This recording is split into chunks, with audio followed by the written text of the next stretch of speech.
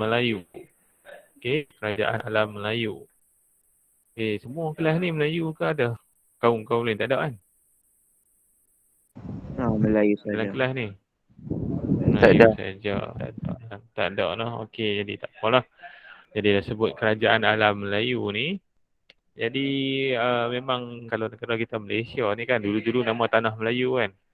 Jadi nak sebut kata memang penduduk asal dekat negara kita ni adalah orang Melayu. Jadi sebab tu disebut kerajaan alam Melayu lah yang berada di sekitar Malaysia sampai ke Thailand apa dulu kan.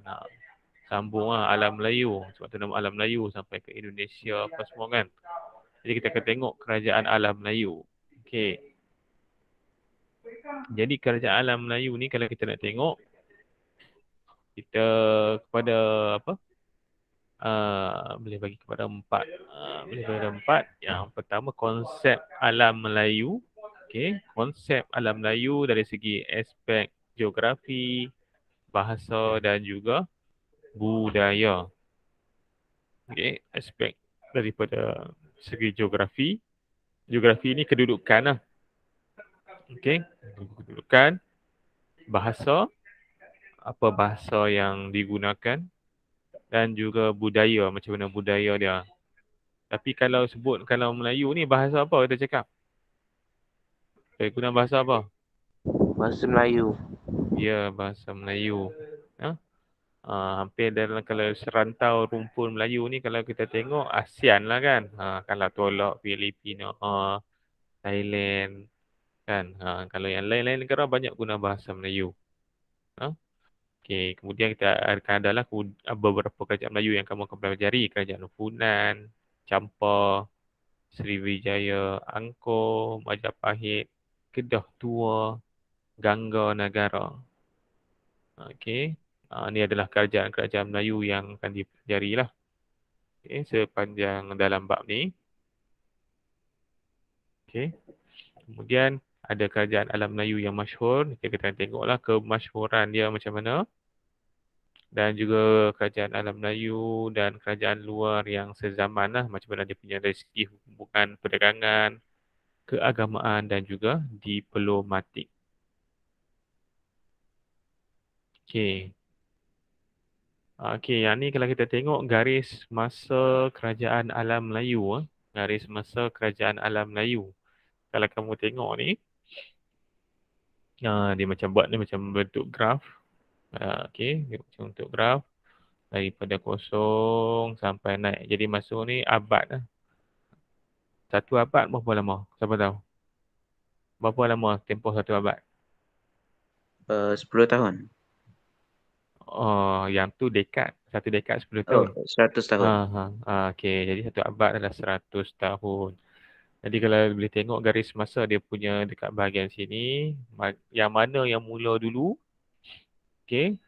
Boleh nampaklah Kedah tu ni mula dulu.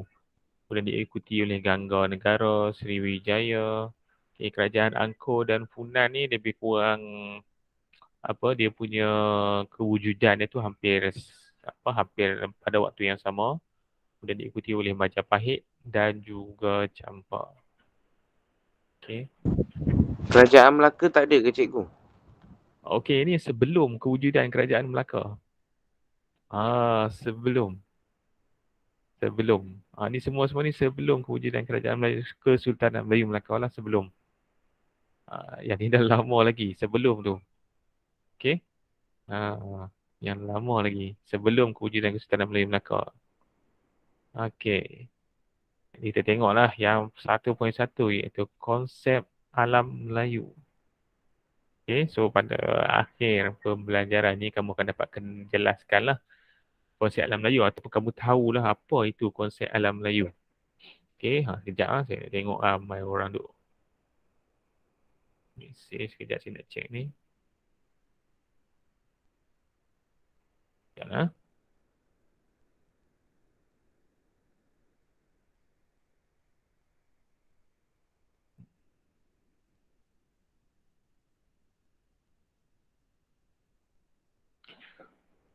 Okey, kita tengok yang pertama konsep alam Melayu dari segi geografi. Okey, dari segi geografi.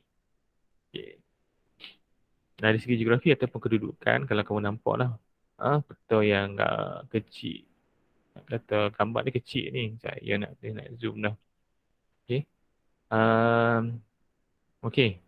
Kawasan yang bertanda ni adalah kawasan alam Melayu. Kalau dia nyatakan dekat sini, alam Melayu meliputi kawasan Madagaskar. Madagaskar bukan dalam cerita, yang dalam cerita apa tu, Madagaskar tu kan, kat sini. Yang dekat dengan apa, benua Afrika. Kat sini Madagaskar. Kemudian dicampur sampai ke Tanah Melayu, Taiwan, Papua New Guinea, Australia, sampai ke New Zealand lah. Ni benua Oceania kat sini ya. Ni ASEAN kat sini. Okay. Jadi dicampur semua ni. Itu dipanggil alam Melayu. Okay. Di samping kita tahu kedudukan dari secara geografi, ini adalah tokoh-tokoh sejarah lah yang ada. Yang pertama adalah Profesor Emeritus Datuk Dr. Nik Hassan Syuhaimi. Dia merupakan seorang ahli arkeologi. Okay. Ini antara tokoh-tokoh sejarah dekat negara kita yang kamu kena kenal lah. Okay. Seorang ahli arkeologi. Arkeologi ni apa? Siapa tahu arkeologi? Pernah dengar kan arkeologi? Pernah. Tak tahu. Arkeologi ni berkaitan dengan artifak. Artifak sejarah ni benda-benda yang lama. Benda-benda yang lama. So ahli arkeologi. Okay. So jadi dari segi kedudukan geografi dia, alam Melayu ni luas lah. Sampai ke Madagaskar ni. Memang sangat-sangat luas. Okay, sampai ke sini dah. Dekat-dekat dengan apa? Benua Afrika lah. Memang sangat luas lah. Okay. Kalau kamu nak tahu juga, dekat Afrika Selatan dekat Afrika Selatan kamu rasa ada orang keturunan Melayu? Ada? Kamu rasa lah. Ada kot. Ada. Memang ada lah. Dekat apa Afrika Selatan, kalau dekat bahagian Johannesburg dekat ni. Dia ada, memang ada keturunan Melayu dekat sana. Sebab tu dia kata alam Melayu ni sangat luas. Dia merangkumi daripada sini, Madagaskar, dekat dengan benua Afrika. Okey, sampai ke tempat sini lah kita dekat Malaysia ni, dekat benua Asia Tenggara lagi ramai lah. Ada Asia Tenggara sebab liput Indonesia sekali. Sampai juga dekat bahagian Australia dan juga New Zealand ni. Masih ada keturunan Melayu. Okey. Okey. Sejarah alam Melayu juga meliputi Kepulauan Melayu sehingga selatan Thailand. Okey, selatan Thailand. Selatan Thailand ni macam apa, Patani, Naratiwat, apa-apa yang dekat tu lah kan. Yang sambungan sambung dari Malaysia nak pergi ke Thailand tu. Okey. Okey, ni adalah contoh. Okey, ni ahli apa sejarah jugalah. Seorang ahli akademik iaitu Abdul Hadi Haji Hassan. Okey, contoh ni lagi sejarah alam Melayu yang ditulis oleh Abdul Hadi Haji Hassan. Okay. Satu ketika dululah dia tulis buku ni, Sejarah Alam Melayu. Okey, ni gambaran lagi sekali. Dia tumpu kepada benua ASEAN sajalah, Asia Tenggara. Okey, negara-negara Asia Tenggara kita tahu kan. Kamu pun tahu lah negara Asia Tenggara, negara mana yang terlibat. Okey, ini lagi seorang tokoh sejarah dia, iaitu Profesor Emeritus Tan Sri Datuk Bereta Dr. Ismail Hussein. Okey, lagi seorang ahli sejarah. Okey. Okey, ni kalau mengikut sarjana Perak Barat lah. Iaitu Alfred Russel Wallace. Okey. Konsep alam Melayu ni diliputi dekat mana? Kalau kamu tengok kat sini, daripada Kepulauan Melayu. Ni Malaysia. Ni Indonesia. Indonesia yang luas lah. Indonesia. Semua sini. Dan termasuk juga dekat sini Filipina. Okay, ni dia ada buat tulis buku dia, The Malay Archipelago, yang menceritakan mengenai kepulauan-kepulauan Melayu yang ada dekat Asia Tenggara. Okay, kemudian ada juga tokoh, jangan orang Melayu saja yang kaji orang Melayu. Ni orang bangsa Cina pun dia mengkaji juga. Dia pengkaji manuskrip Melayu. Okey, dekat negara kita, Profesor Dr. Ding Chu Ming. Okey. Okay, ini ahli-ahli sejarah yang lain. Uh, yang adalah Sultan Takdir Ali Jashmana, Profesor Emeritus Datuk Dr. Asmah Haji Omar. Okey, kalau tengok ni sebab apa Kepulauan Melayu ni dikatakan luas? Okey, bahasa. Lupa nak sebut. Bahasa serumpun. Kita semua guna bahasa Melayu lah. Memang kadang-kadang bunyi dia punya apa, slang tu lain sikit kan. Malaysia lain. Tapi dekat Indonesia dia lain sikit. Dekat Siam dia bunyi nak lain sikit. Tapi dia masih guna bahasa Melayu. Okey, macam mana tersebarnya kepulauan apa? Alam Melayu ni sangat luas sebab sifat orang Melayu ni gemar berlayar, mengembangkan lagi bahasa Melayu ke alam Melayu. Okay, dulu-dulu orang dulu dia memang suka berlayar lah. Jadi sebab tu dia berkembang ke serata tempat. Kamu suka berlayar tak? Suka naik boat? Tak suka? Tak tahu. Apa? Sekali lagi? Suka berlayar tak? Suka naik boat ke? Suka naik Suka berlayar. Pasal dia kata sifat orang Melayu yang gemar berlayar. Dulu, orang dulu lah. Lah ni tak tahu lah. So, saya tanya kamu suka berlayar tak? Tak. Tak suka. Itulah saya dengan perubahan zaman semua beza lah. Okey, itu dari segi geografi ya. Dari segi geografi, Kepulauan Alam Melayu ni, konsep Alam Melayu ni dia luas lah. Tadi dari segi Madagaskar yang dekat Afrika tu, sampailah ke bahagian kita ni, Asia Tenggara ni. Sampai juga kepada bahagian Australia, benua Oceania. Okey. Kemudian kita tengok dari segi budaya, konsep Alam Melayu dari segi budaya. Okey, budaya serumpun merangkumi bahasa dan juga tulisan, persuratan, struktur sosial, kesenian, kepercayaan dan juga adat. Okey, macam-macam lah. Bahasa dengan tulisan sudah semestinya bahasa Melayu. Okey, sudah semestinya bahasa Melayu. Tapi dulu-dulu orang tulis sebelum masuk tulisan Jawi ni dia masuknya pengaruh apa agama Islam lah. Tapi dulu tak ada lagi lah. Sebelum datangnya kedatangan Islam dia tak ada lagi tulisan apa? Tulisan Jawi tu tak ada lagi. Okey. Jadi nilai-nilai serumpun ni kamu tengok contoh wayang kulit di Kelantan dan juga di Pulau Jawa Indonesia. Dia sama. Wayang kulit di Kelantan dan Pulau Jawa. Begitu juga dengan seni mempertahankan diri. Seni mempertahankan diri ni silat lah kan.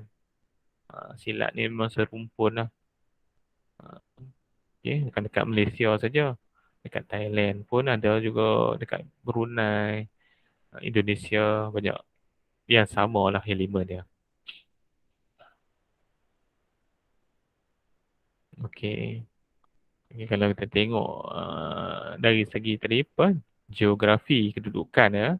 Alam Melayu ni sangat luas. Okay.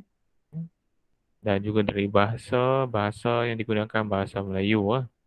Bahasa Melayu. Budaya kalau kamu tengok yang persamaan dia, wayang kulit yang ada dekat Kelantan dengan Pulau Jawa dan juga pembuatan, saya tak sebut tadi. Kesenian seperti pembuatan gangsa dan juga seni mempertahankan diri iaitu silat.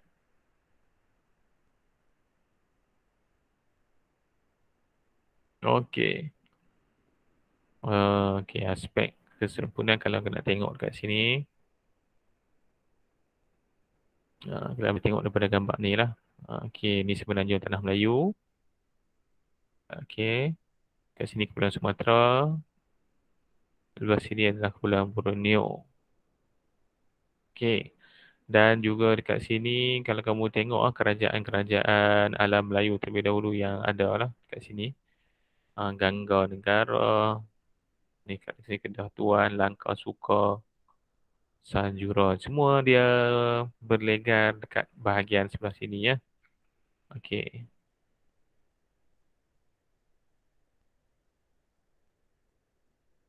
Okey, jadi kita masuk sikit lah. 1.2 itu kewujudan kerajaan di alam Melayu. Okey. Okey, kita akan tengok beberapa kerajaan dalam Melayu. Okey, jadi macam mana wujudnya satu kerajaan tu? Okey. Dia kalau tengok dekat sini dia buat satu peta alir. Okey, dia mula dengan pertempatan kecil. Pertama sekali dia mula dengan pertempatan kecil yang berkembang menjadi pelabuhan. Dah kata apa pertempatan kecil ni, pelabuhan ni dekat mana? Dekat mana ni? Dekat tengah-tengah. Kat atas bukit ke? Kat tepi apa kata apa muara ke? Ke dekat kawasan lapang tengah-tengah yang tak ada apa-apa. Pelabuhan ni dekat mana? Kawasan yang dekat dengan laut. Ya, kawasan dekat kan laut. Selalunya dekat muara lah.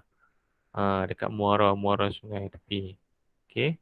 Jadi kenapa pertempatan manusia dulu dia buat dekat dekat tepi-tepi macam tu lah, tepi-tepi apa laut, tepi sungai. Kenapa dia tak buat tengah-tengah? Tengah-tengah tanah yang tak ada apa.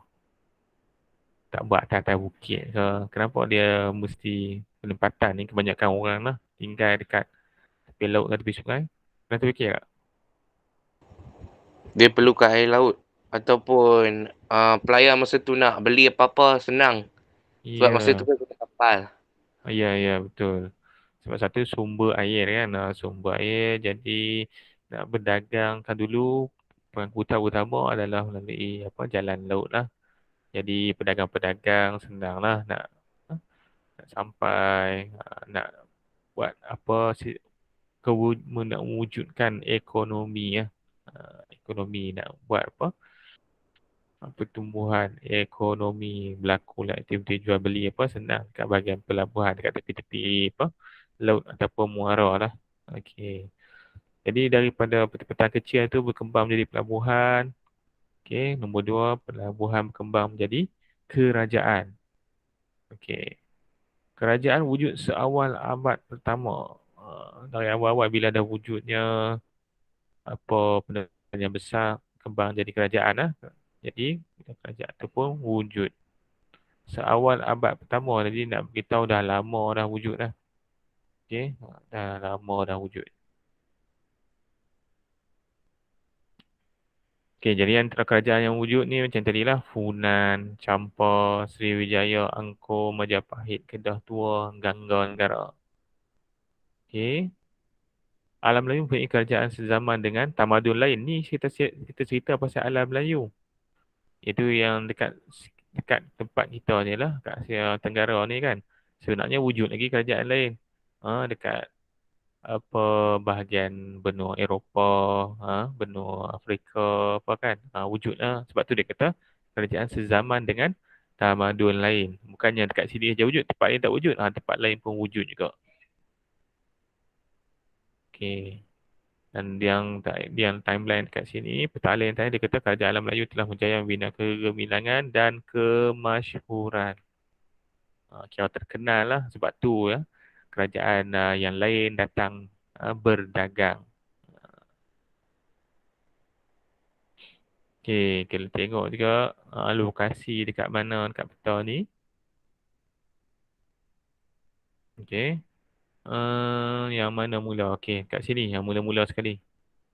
Kerajaan Funan. Yang ni nombor satu.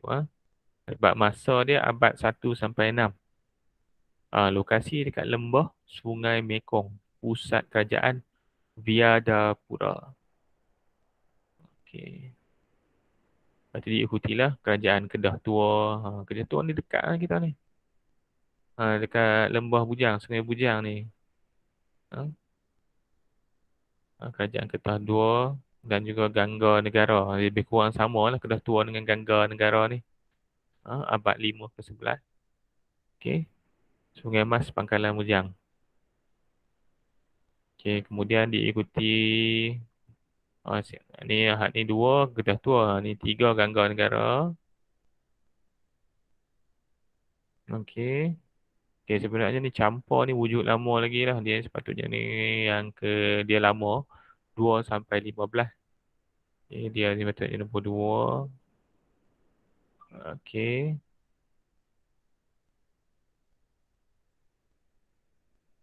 Ini sepatutnya nombor 3. 4. Langgar negara.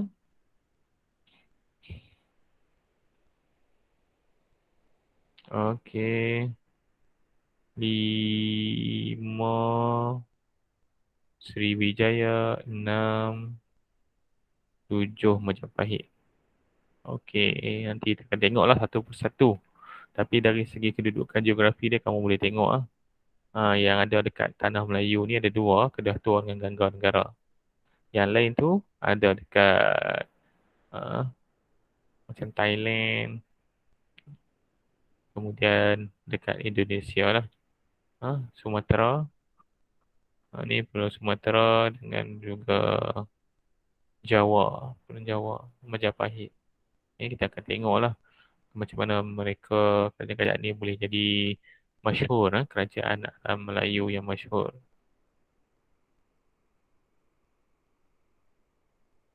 Okey, ada apa-apa soalan nak tanya tak? Berkenaan dengan kerajaan alam Melayu.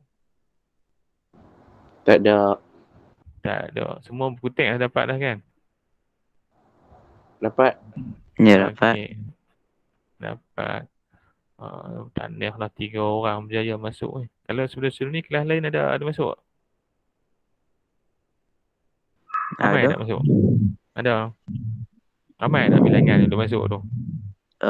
Selalu 4 atau 4. 4 atau 6. Ada nama ni pagi-pagi ni. Biasalah pagi-pagi yang betul. VDR minggu depan pun kita tengok kalau kelas kamu minggu depan ada apa. Okey, Selasa saya tak tahu lagi minggu depan. Kalau hari Khamis ni boleh lah. Hari Khamis ada lah. Saya bertugas. Okey. Ada nak tanya kenaan dengan alam Melayu? Tak ada. Tak ada. Tak ada. Okey, kalau tak ada, saya tak mau buat panjang-panjang. Okey, jadi untuk tugas kamu yang seterusnya, uh, kamu boleh rujuk sama ada, tak kisahlah kalau ada buku rujukan tak? Tak ada. Buku Tak ada teks. siapa-siapa ada. Buku teks saja, okey. Jadi berdasarkan buku teks tu, saya minta kamu buat nota untuk bab 1 ni untuk kerajaan alam Melayu, tak semua. Untuk 1.1 konsep alam Melayu dan juga 1.2 iaitu kewujudan kerajaan di alam Melayu. Tak payah buat panjang-panjang, tak payahlah kamu salin ayat panjang-panjang tu. Kerana salin panjang-panjang tu buat pada buku teks, kamu cuma yang ringkas je. Okey. 1.1 dan 1.2. Boleh ke? Boleh.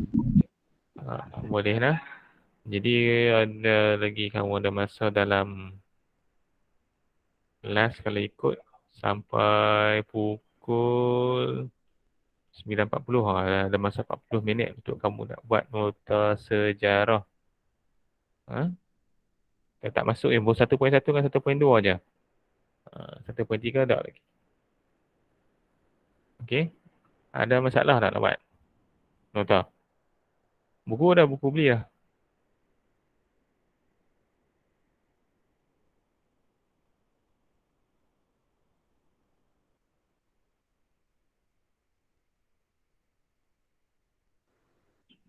Okay. Kalau tak ada masalah, saya minta kamu buatlah nota bab topik 1.1 dan 1.2. Okay. Kalau ada masalah, kamu boleh, kalau ada masalah, kamu boleh PM dalam grup PM dalam grup sejarah kelas kamu.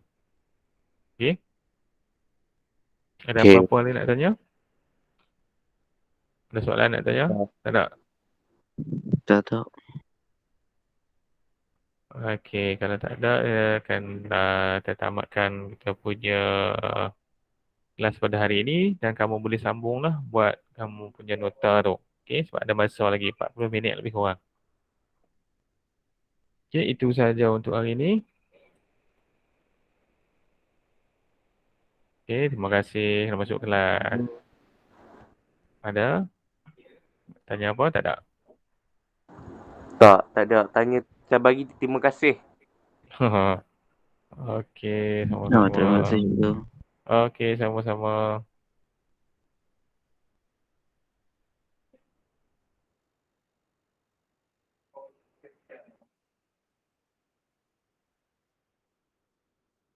Okay,